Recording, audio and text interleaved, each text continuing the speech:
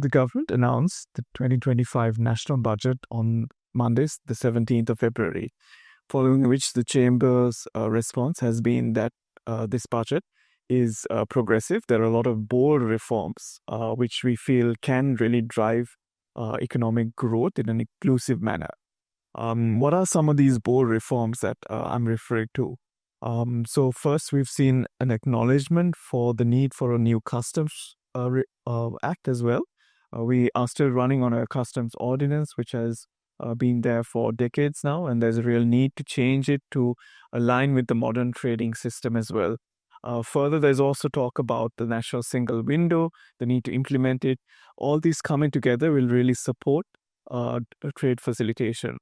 This coupled with focus really on the digital drive with the implementation of a digital ID, something which the private sector has been calling for the last few years as well, as this can integrate not only the trade side, but also taxation and other parts of government as well.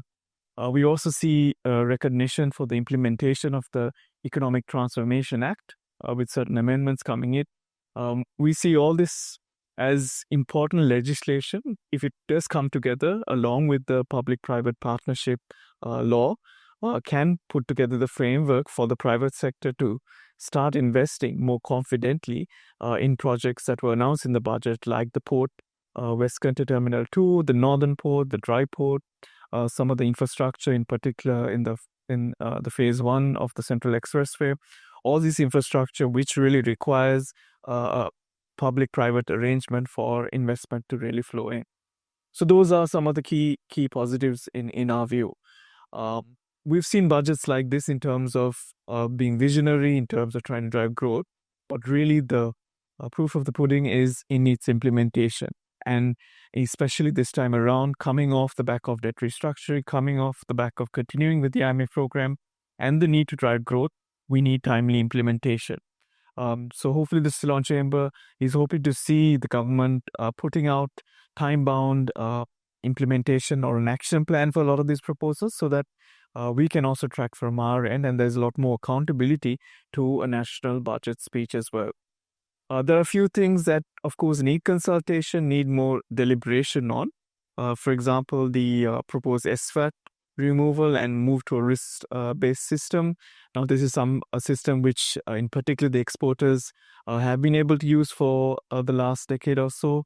A sudden shift overnight might not be the most desirable outcome, but we need to be able to pilot the new system, maybe stress test it so that it's able to really be an aid to the exporters rather than it being a cumbersome system and really delaying the momentum that the export sector is seeing as well.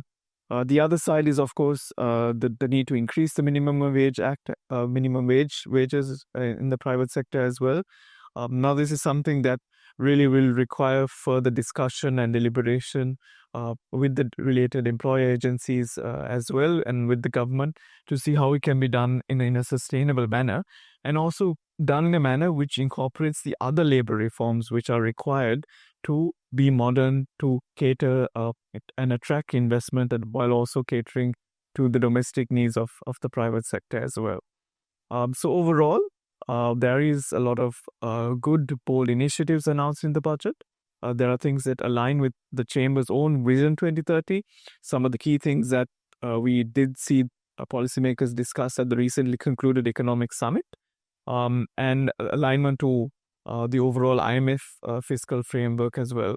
So we hope there is implementation on the ground from day one, and the Chamber will stand ready to assist the government in implementing some of these proposals so that we can see it really driving inclusive economic growth.